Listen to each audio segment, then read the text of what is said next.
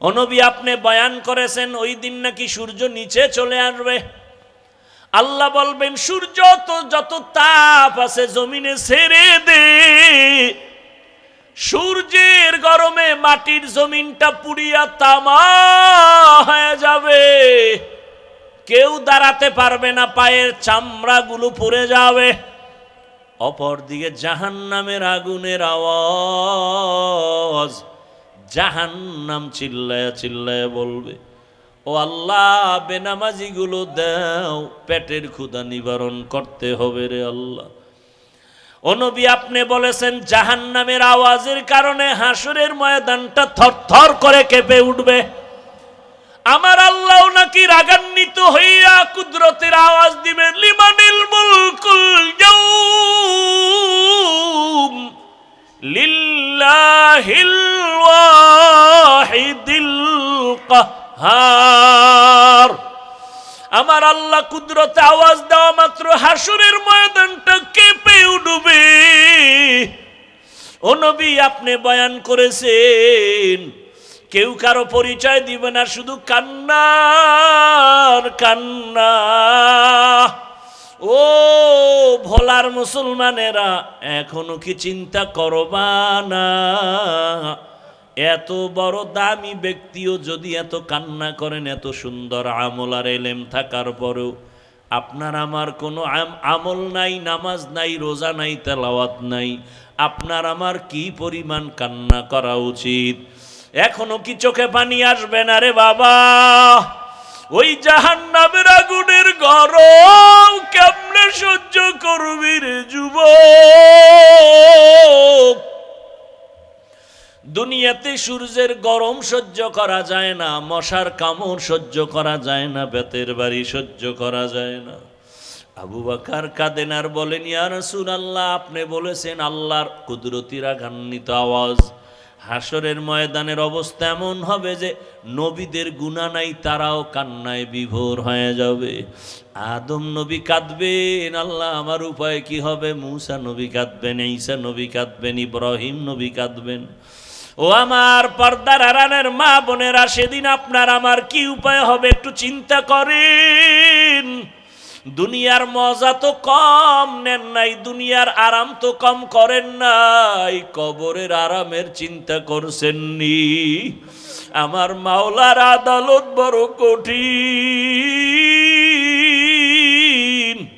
চক্ষু দুইটা বন্ধ করে দেখেন, যদি যেদিন আপনি মরিয়া যাবেন, গায়ের জামা কাপড়গুলো বেলেট দিয়া কেটে কেটে রেখে দিবে, সাদা কাপনে পেঁচাইয়া জানাজা পড়ায়া বাঁশবাগানে নিয়ে যাবে, কেউ সঙ্গে যাবে না।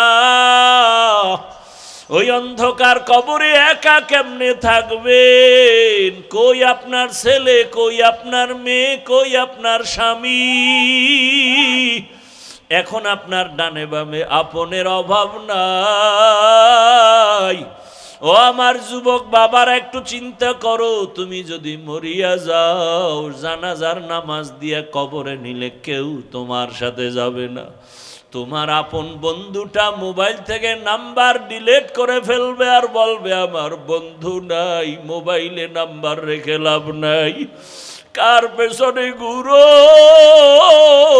কার পেছনে সময় দিয়া মাওলারে ভুলিয়া গেছো? ওরে ওই সময় আমার মাওলা ছাড়া কেউ নাই, আমার মালিকের নিয়ে চলো।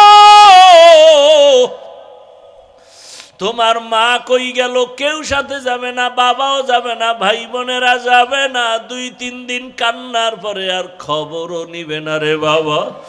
আমার মাওলা ওই কবরে তোমার জন্য জান্নাতের ফয়সালা করবেন। এখনো সময় আছে, তওবা করো। মাওলারে নামাজের মতো নামাজে আমার মাওলার সাথে কথা বলো। ওরে জিব্বা নাড়াইয়া অন্তরে অন্তরে আমার মাওলাকে ডাক দাও, হে মালিক, কপাল পোড়া হইয়াই ময়দানে বসছি।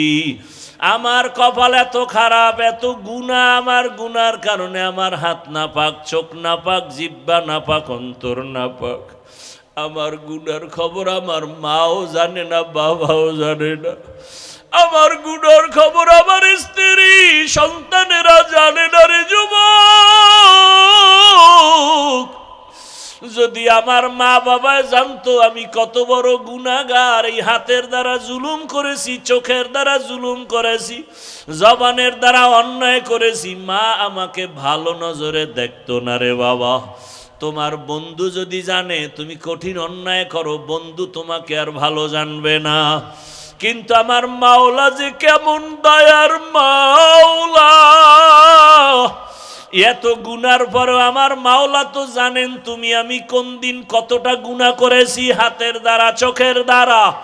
আমার আল্লাহ বেজার হইয়া খানা বন্ধ করেন নাই, বাতাস বন্ধ করেন নাই, সূর্যের আলো বন্ধ করেন নাই, বরং আমার আল্লাহ সম্মানের চেয়ার থেকে তাড়াইয়াও দেন নাই, বরং আমার আল্লাহ বারবার ডাকেন, ও বান্দা আয় আয় আয়, ও বান্দা তুই যেদিকে যাও ওই দরজা তো রহমতের দরজা নাম। গুনার পথে যাইতে যাইতে তুই কই যাইতেছো? সামনে তো জাহান্নামের আগুন। আমার রহমতের দরজায় ফিরিয়া আসো। ও আমার ছাত্র বন্ধুরা, একটু বলি, আল্লাহ তোমাকে কোরআনের বাগানে নিয়ে আসছে রে বাবা। এখান থেকে কত ছাত্র দেখছি দাওরা পাশ করিয়াও হালাক হইয়া গেছি, মেশকাত পড়ে কাফিয়া পড়েও আলেম হইয়াও ধ্বংস হয়ে গেছি। ও বাবা, তুমি যাদের কিতাব পড়তেছো, জালালাইন পড়ো, কাফিয়া পড়ো, শরহে বেখায়া পড়ো, যাদের কিতাব পড়ো তাদের কত ইখলাস থাকার কারণে কিতাবটা কবুল হয়ে গেছে। ওই কিতাব পড়িয়া যদি তুমি আল্লাহর কাছে দামি হতে চাও, মোহাব্বত নিয়ে আমল শুরু করে দাও। ওরে তোমার মতো একজন আলেম এই জাতির জন্য বড় বাতি ঘর। এই দেশে বড় ভালো আলেমের প্রয়োজন, ইখলাসওয়ালা আলেমের বড় দাম। আল্লাহর কোরআন সিনায় নিয়েছো বাবা, গুনাহ ছেড়ে দাও। অনুরোধ করি ওই কোরআন ও হাদিসের ইলম নেওয়ার ক্ষেত্রে অন্তরটাকে গুনাহ মুক্ত করো। আল্লাহ নিয়ে আসছেন এই দরজা থেকে খালি ফিরিয়া যাইও না রে বাবা। আল্লাহর কাছে ভোর রাতে কান্না করিও আর বলিও, রে মালিক তুমি ইলমের দরজায় নিয়ে আসছো, আমাকে খালি ফিরাইয়া দিও না, গুনার কারণে যেন মাহরুম হয়ে না যাই। ওরে সাহাবায়ে কেরাম আর আসবে না, নবীরা আসবে না। এই জাতিকে কোরআন হাদিসের পথে জান্নাত দেখাও, জান্নাতের পথ দেখানোর দায়িত্ব ওলামায়ে কেরামের। ওই নবীর দায়িত্বের যদি তুমি স্থানে আসো, কতটা ইখলাসের দরকার, কতটা কান্না দরকার, কতটা আমলের দরকার। কারণ তোমার আমার পেছনে তাকায় আছে মা বাবা, ছাত্ররা তাকায় আছে, গোটা জাতি তাকায় আছে। ওলামায়ে কেরাম থেকে আমরা আদর্শ নিব। তুমি ভবিষ্যৎ ভালো আলেম হতে হলে এখন থেকে তৈরি হয়ে যাও। আল্লাহর কাছে চোখের পানি ছেড়ে কান্না করো। মা বাবা কত কষ্ট করে তোমাকে লেখাপড়ার জন্য পাঠাইছেন, ওই মা বাবা কিছুই চায় না তুমি একজন আলেম হবা, এটাই তার কপাল ধন্য হবে। ও পর্দার আড়ালের মা বোনেরা, ও যুবক বাবারা, যারা স্কুলে পড়েন, কলেজে পড়েন, অনুরোধ করি ডাক্তার হবেন, ইঞ্জিনিয়ার হবেন, প্রফেসর হবেন, বাধা নাই। তবে অনুরোধ করি বেয়াদব হবেন না। ডিসিএসপি হয়ে যান, বাধা নাই। চেয়ারম্যান হন, বাধা নাই। তবে আপনি আদবওয়ালা জিন্দেগি নিয়ে চলেন। ডাক্তার হইয়া যেন বেয়াদবি না হয়। মা বাবার দোয়া নিয়ে, শিক্ষকের দোয়া নিয়ে, ওলামায়ে কেরামের দোয়া পরামর্শ নিয়ে আগাইতে থাকেন।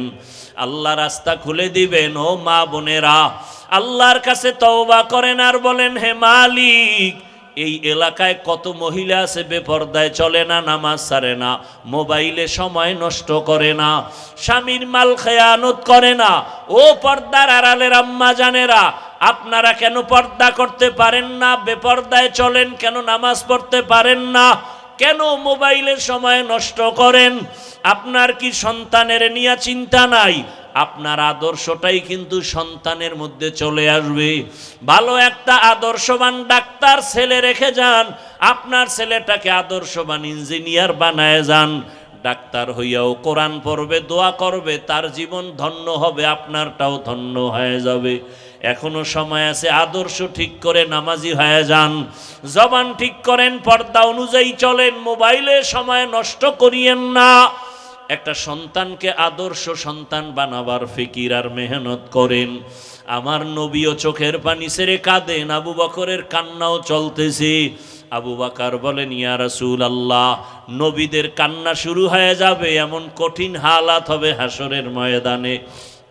আল্লাহ তাআলা ডান হাতে যাদের আমল নামা দিবে তারা জান্নাতে যাবে, যারা বাম হাতে আমল নামা পাবে জাহান্নামে যাবে। ওই হাসরের ময়দানে যখন আল্লাহ আমল নামা দেওয়ার জন্য ডাকবেন, নবীদের যদি এমন অবস্থা হয় আমাদের উপায় কি হবে রে ইয়া রাসূলুল্লাহ? আল্লাহ যদি ডাক দিয়ে, আবু বকর আমার জান্নাত তোমার জন্য দিয়া দিলাম, দুনিয়াতে ঘোষণা দিয়ে দিছি তুমি জান্নাতি, আমার জান্নাত পাওয়ার জন্য কি আমল নিয়ে আসছো বলো।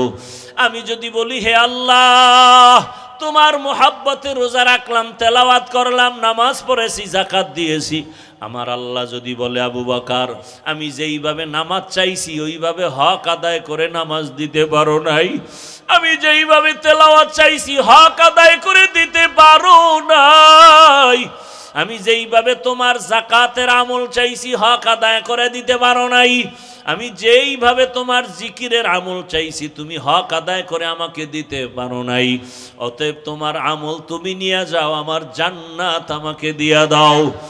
তখন আমি আবু বকরের কি উপায় হবে? জাহান্নামের অর্ডার হয়ে যাবে, জাহান্নামের হ্যান্ডকাফ হাতে লেগে যাবে। ও রহমতের নবী, দুনিয়াতে একটা মশার কামড় সইতে পারি না, সূর্যের গরম সহ্য করতে পারি না, জাহান্নামের আগুনের গরম কেমন করে সহ্য করব? ও আমার এলাকার মা বোনেরা, বৃদ্ধ বাবাজিরা, যুবক বাবারা, দুই ফোঁটা চোখের পানি ছেড়ে গুনার কথা স্মরণ করে আল্লাহর কাছে ক্ষমা চাও। মা বাবার দোয়া নিয়া চলো, ওস্তাদের দোয়া নিয়া চলো, আউলামায়ে কেরামের দোয়া নিয়া চলো। আর যদি কোনো অন্যায় করিয়া থাকো ক্ষমা চাইও, কারণ আল্লাহর কসম মা বাবার দোয়া, শিক্ষকের দোয়া, উলামায়ে কেরামের দোয়া তোমার সফলতার চাবি। যদি বেয়াদবি করো জীবনটা ধ্বংস হয়ে যাবে মরার আগেই।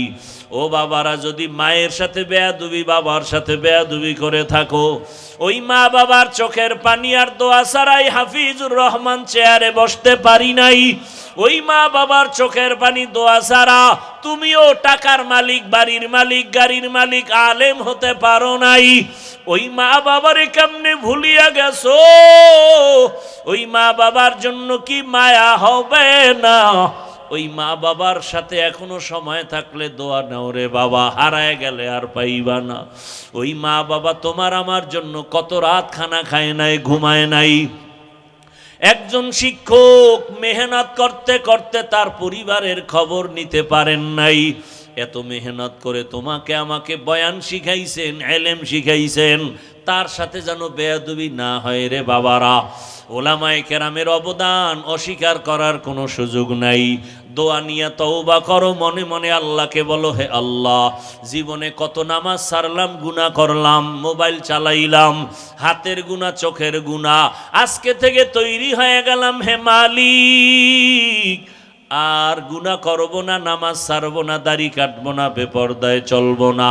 মা বাবার দোয়া নিয়া, শিক্ষকের দোয়া নিয়া, উলামায়ে কেরামের দোয়া পরামর্শ নিয়া নবীজির আদর্শ মেনে চলবো। মা বোনেরাও তওবা করেন, আমার আল্লাহকে মনে মনে বলেন, হে আল্লাহ আর বেপরদায় চলবো না, নামাজ ছাড়বো না, মোবাইলে সময় নষ্ট করব না, স্বামীর মাল হেফাজত করব, 5 ওয়াক্ত নামাজ পড়ে দোয়া করব, আদর্শ সন্তানের মা হইয়া কবরে যাব। যুবক বাবারাও আল্লাহর কাছে অন্তর খুলে তওবা করো, কপালটা যেন পুড়িয়া না যায়। আল্লাহর আযাবের ভয় অন্তরে জমা করে আমল চালু করে দাও। আর নামাজ ছাড়বা না, দাড়ি কাটবা না, বেপরদায় চলবা না, মা বাবার সাথে বেয়াদবি করবা না, শিক্ষকের সাথে বেয়াদবি করবা না, ওলামায়ে কেরামের দোয়া পরামর্শ নিয়া নবীজির সুন্নতি আদর্শ মেনে চলবো। আমি রহমতের নবী অপেক্ষা। আবু বকরের কান্নায় আমার ঘুম ভেঙ্গেছে। আমি অপেক্ষা করার পর আবু বকর নামাজ শেষ করে পেছনে যখন তাকায় দেখে রহমতের নবী দাঁড়ানো। ভয় পেয়ে গেছে, ইয়া রাসূলুল্লাহ, এ গভীর রাতে আপনি ঘুমে থাকার কথা এখন কেন? বলে তোমার কান্নায় আমাকে ঘুম ভেঙে ফেলেছে। বলো আবু বকর নামাজে দাঁড়ায় কান্না কেন বলেন? আবু বকর বলেন, ইয়া রাসূলুল্লাহ, আমার মালিকের দরবারে আমি কি নিয়ে দাঁড়াবো? কোনো আমল তো করতে পারি নাই, সেই ভয়ে কান্না করি। দেখছেননি, একটু চিন্তা করেননি? আবু বকরের মতো ব্যক্তি যার ফজিলত বয়ান করলে 2-4 ঘন্টা চলে যাবে, শুধু আবু বকর কে? যেই আবু বকরের স্মৃতি বিজড়িত ইতিহাস আমার রসুলের সাথে লাগানো, হিজরতের পথের সাথী আবু বকর। ওমর শহীদের মর্যাদার মরণ হয়েছে, ওসমানের শহীদি মর্যাদার মরণ, আলীর শহীদি মর্যাদার মরণ, অর্থাৎ তরবারি রক্তপাতের মরণ। কিন্তু আবু বকরের রক্তপাতের মরণ হয়নি। আল্লাহ তাকেও সর্বোচ্চ শাহাদাতের মর্যাদা দান করেছেন। কেমন আবু বকর যে আল্লাহ নিজে আবু বকরকে আলাদা সালাম দিয়েছেন। আরো আস্তে করে বলেন, এরে নবীর উম্মতের দল। আবু বকর বলেন, ইয়া রাসূলুল্লাহ, হাসরের ময়দানে কি নিয়ে দাঁড়াবো সেই ভয়ে কান্না করি। রহমতের নবী বলেন, আবু বকর, 10 জন সাহাবাদের মধ্যে আপনি তো প্রথম সারির সাহাবী, কেন আপনি কাঁদেন? জান্নাতের টিকিট আল্লাহ তো আপনারে দান করেছে। আবু বকর বলেন, ইয়া রাসূলুল্লাহ, আল্লাহ আমারে যত মর্যাদা দিয়েছে নবীদের মর্যাদার তুলনার সাথে আমি আবু বকর নাই। নবী আপনিই তো বয়ান করে বলেছেন আর কান্না করেছেন, আপনি নিজেই তো। কয় কি? বলে হাসরের মাঠ নাকি অনেক ভয়ঙ্কর হবে, ওই দিন মানুষগুলো উলঙ্গ দাঁড়াবে। ও নবী আপনি কান্না করে বয়ান করেছেন হাসরের ময়দানে নারী পুরুষ সব উলঙ্গ দাঁড়াবে। হাসরের ময়দান এত কঠিন, সব মানুষ উলঙ্গ দাঁড়াবে। হাসরের ময়দান হবে জমিনটা সিরিয়ার জমিন বা আরাফার ময়দান হবে, আল্লাহর স্টেজ হবে, আদালত হবে। ও নবী আপনি বয়ান করেছেন ওই দিন নাকি সূর্য নিচে চলে আসবে। আল্লাহ বলবেন সূর্য তো যত তাপ আছে জমিনে ছেড়ে দে। সূর্যের গরমে মাটির জমিনটা পুড়িয়া তামা হয়ে যাবে, কেউ দাঁড়াতে পারবে না, পায়ের চামড়াগুলো পুড়ে যাবে। অপরদিকে জাহান্নামের আগুনের আওয়াজ, জাহান্নাম চিল্লায়া চিল্লায়া বলবে, ও আল্লাহ বেনামাজিগুলো দাও, পেটের ক্ষুধা নিবারণ করতে হবে রে আল্লাহ। ও নবী আপনি বলেছেন জাহান্নামের আওয়াজের কারণে হাসরের ময়দানটা থরথর করে কেঁপে উঠবে। আমার আল্লাহ নাকি রাগান্বিত হইয়া কুদরতের আওয়াজ দিবেন, লিমানিল মুলকুল ইয়াউম লিল্লাহিল ওয়াহিদিল কাহ্হার। আমার আল্লাহ কুদরতে আওয়াজ দেওয়া মাত্র হাসরের ময়দানটা কেঁপে উঠবে। ও নবী আপনি বয়ান করেছেন কেউ কারো পরিচয় দিবে না, শুধু কান্নার কান্না। ও ভোলার মুসলমানেরা, এখনো কি চিন্তা করবা না? এত বড় দামি ব্যক্তিও যদি এত কান্না করেন, এত সুন্দর আমল আর এলেম থাকার পরেও আপনার আমার কোনো আমল নাই, নামাজ নাই, রোজা নাই, তেলাওয়াত নাই, আপনার আমার কি পরিমাণ কান্না করা উচিত? এখনো কি চোখে পানি আসবে না রে বাবা? ওই জাহান্নামের আগুনের গরম কেমনে সহ্য করবি রে যুবক? দুনিয়াতে সূর্যের গরম সহ্য করা যায় না, মশার কামড় সহ্য করা যায় না, বেতের বাড়ি সহ্য করা যায় না, আবু বকর কাঁদেন আর বলেন, ইয়া রাসূলুল্লাহ, আপনি বলেছেন আল্লাহর কুদরতি রাগান্বিত আওয়াজ। হাসরের ময়দানের অবস্থা এমন হবে যে নবীদের গুনাহ নাই, তারাও কান্নায় বিভোর হয়ে যাবে। আদম নবী কাঁদবেন, আল্লাহ আমার উপায় কি হবে? মূসা নবী কাঁদবেন, ঈসা নবী কাঁদবেন, ইব্রাহিম নবী কাঁদবেন।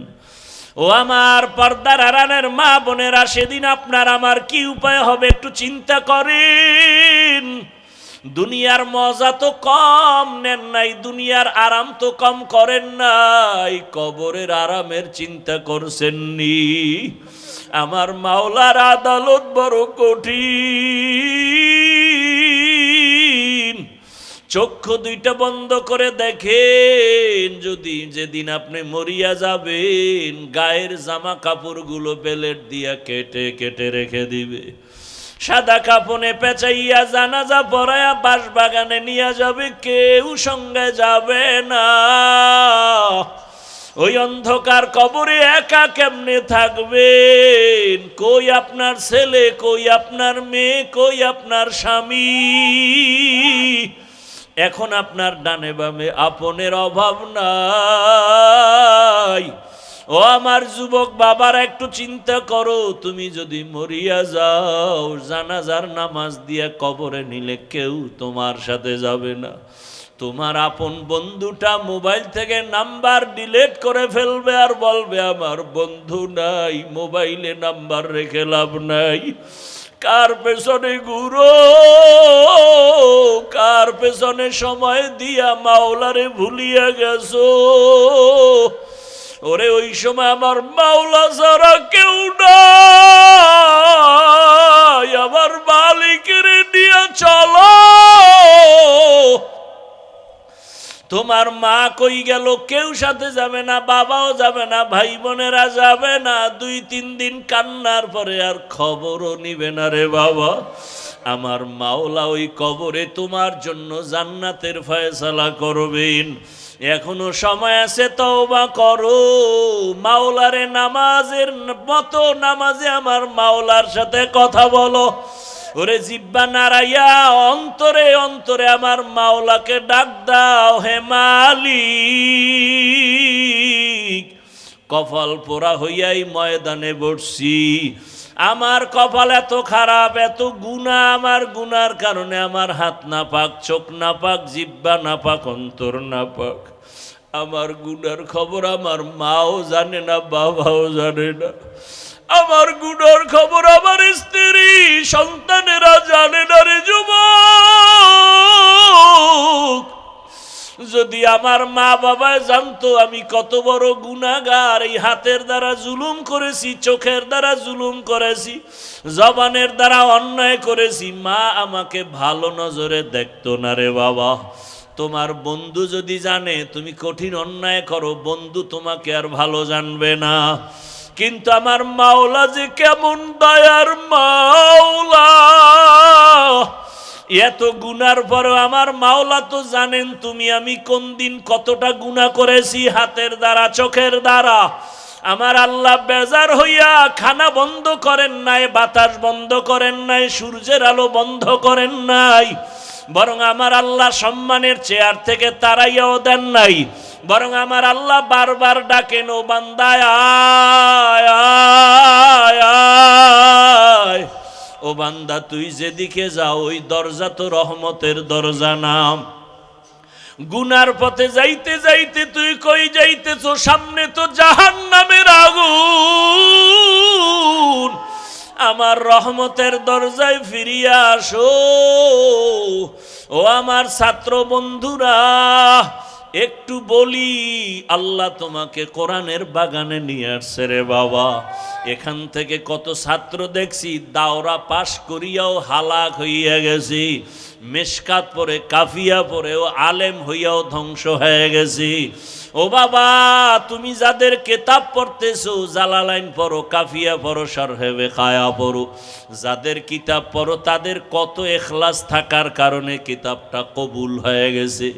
ওই কিতাব পড়িয়া যদি তুমি আল্লাহর কাছে দামি হতে চাও, মোহাব্বত নিয়ে আমল শুরু করে দাও। ওরে তোমার মতো একজন আলেম এই জাতির জন্য বড় বাতি ঘর। এই দেশে বড় ভালো আলেমের প্রয়োজন, ইখলাসওয়ালা আলেমের বড় দাম। আল্লাহর কোরআন সিনায় নিয়েছো বাবা, গুনাহ ছেড়ে দাও। অনুরোধ করি ওই কোরআন ও হাদিসের ইলম নেওয়ার ক্ষেত্রে অন্তরটাকে গুনাহ মুক্ত করো। আল্লাহ নিয়ে আসছেন এই দরজা থেকে খালি ফিরিয়া যাইও না রে বাবা। আল্লাহর কাছে ভোর রাতে কান্না করিও আর বলিও, রে মালিক তুমি ইলমের দরজায় নিয়ে আসছো, আমাকে খালি ফিরাইয়া দিও না, গুনার কারণে যেন মাহরুম হয়ে না যাই। ওরে সাহাবায়ে কেরাম আর আসবে না, নবীরা আসবে না।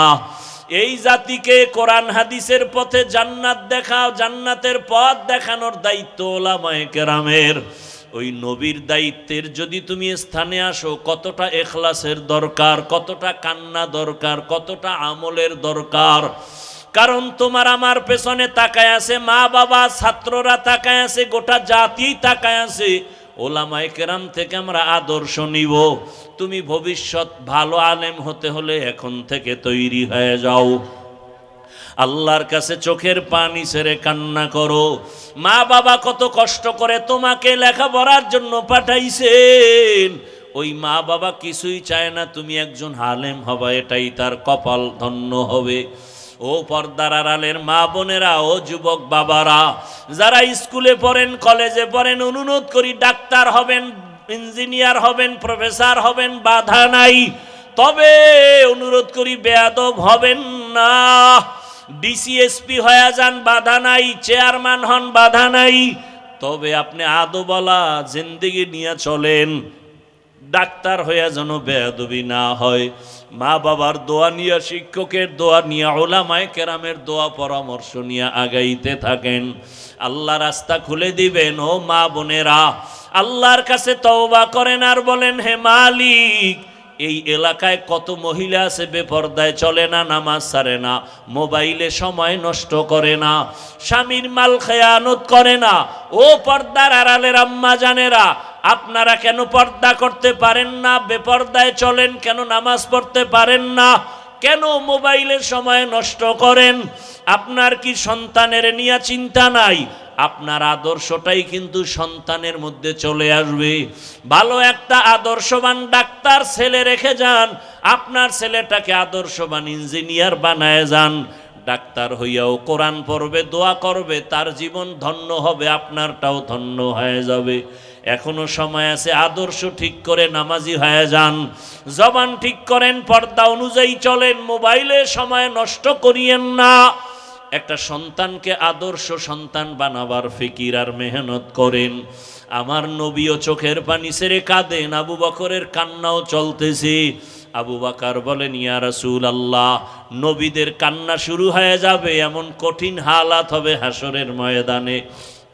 আল্লাহ তাআলা ডান হাতে যাদের আমলনামা দিবে তারা জান্নাতে যাবে, যারা বাম হাতে আমলনামা পাবে জাহান্নামে যাবে। ওই হাসরের ময়দানে যখন আল্লাহ আমলনামা দেওয়ার জন্য ডাকবেন, নবীদের যদি এমন অবস্থা হয়, আমাদের উপায় কি হবে রে ইয়া রাসূলুল্লাহ?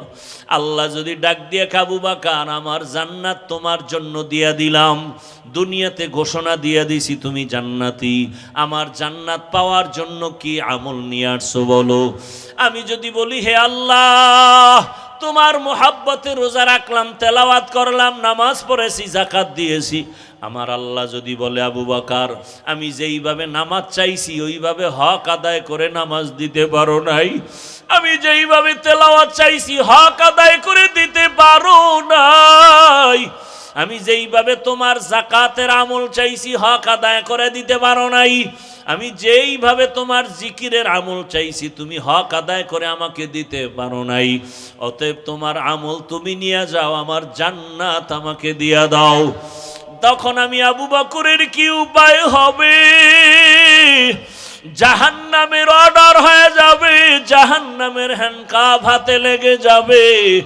ও রহমতের নবী, দুনিয়াতে একটা মশার কামড় সইতে পারি না, সূর্যের গরম সহ্য করতে পারি না, জাহান্নামের আগুনের গরম কেমন করে সহ্য করব?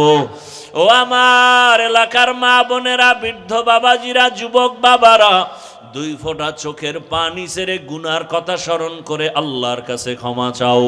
মা বাবার দোয়া নিয়া চলো, ওস্তাদের দোয়া নিয়া চলো, আউলামায়ে কেরামের দোয়া নিয়া চলো। আর যদি কোনো অন্যায় করিয়া থাকো ক্ষমা চাইও, কারণ আল্লাহর কসম মা বাবার দোয়া, শিক্ষকের দোয়া, উলামায়ে কেরামের দোয়া তোমার সফলতার চাবি। যদি বেয়াদবি করো জীবনটা ধ্বংস হয়ে যাবে মরার আগেই। ও বাবারা, যদি মায়ের সাথে বেয়াদবি, বাবার সাথে বেয়াদবি করে থাকো, ওই মা বাবার চোখের পানি আর দোয়া ছাড়াই হাফিজুর রহমান চেয়ারে বসতে পারি নাই। ওই মা বাবার চোখের পানি দোয়া ছাড়া তুমিও টাকার মালিক, বাড়ির মালিক, গাড়ির মালিক, আলেম হতে পারো নাই। ওই মা বাবারে কেমনে ভুলিয়া গেছো? ওই মা বাবার জন্য কি মায়া হবে না?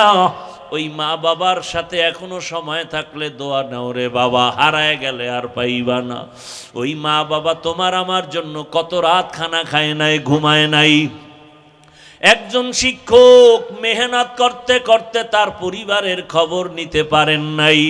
এত মেহনত করে তোমাকে আমাকে বয়ান শিখাইছেন, এলেম শিখাইছেন, তার সাথে যেন বেয়াদবি না হয় রে বাবারা। ওলামায়ে কেরামের অবদান অস্বীকার করার কোনো সুযোগ নাই। দোয়া নিয়ে তওবা করো, মনে মনে আল্লাহকে বলো, হে আল্লাহ, জীবনে কত নামাজ ছাড়লাম, গুনাহ করলাম, মোবাইল চালাইলাম, হাতের গুনাহ, চোখের গুনাহ, আজকে থেকে তৈরি হয়ে গেলাম হে মালিক, আর গুনাহ করব না, নামাজ ছাড়বো না, দাড়ি কাটবো না, বেপরদায় চলবো না। মা বাবার দোয়া নিয়া, শিক্ষকের দোয়া নিয়া, উলামায়ে কেরামের দোয়া পরামর্শ নিয়া নবীজির আদর্শ মেনে চলবো। মা বোনেরাও তওবা করেন, আমার আল্লাহকে মনে মনে বলেন, হে আল্লাহ, আর বেপরদায় চলবো না, নামাজ ছাড়বো না, মোবাইলে সময় নষ্ট করব না, স্বামীর মাল হেফাজত করব, 5 ওয়াক্ত নামাজ পড়ে দোয়া করব, আদর্শ সন্তানের মা হইয়া কবরে যাব। যুবক বাবারাও আল্লাহর কাছে অন্তর খুলে তওবা করো, কপালটা যেন পুড়িয়া না যায়। আল্লাহর আযাবের ভয় অন্তরে জমা করে আমল চালু করে দাও। আর নামাজ ছাড়বা না, দাড়ি কাটবা না, বেপরদায় চলবা না, মা বাবার সাথে বেয়াদবি করবা না, শিক্ষকের সাথে বেয়াদবি করবা না। ওলামায়ে কেরামের দোয়া পরামর্শ নিয়া নবীজির সুন্নতি আদর্শ মেনে চলবো।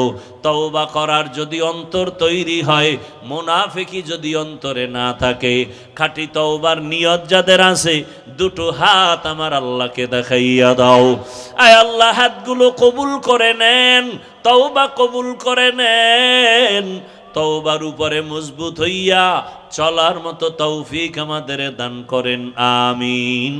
আলহামদুলিল্লাহি রাব্বিল আলামিন, ওয়াসসালাতু ওয়াসসালামু আলা সাইয়্যিদিল আম্বিয়াই ওয়াল মুরসালিন।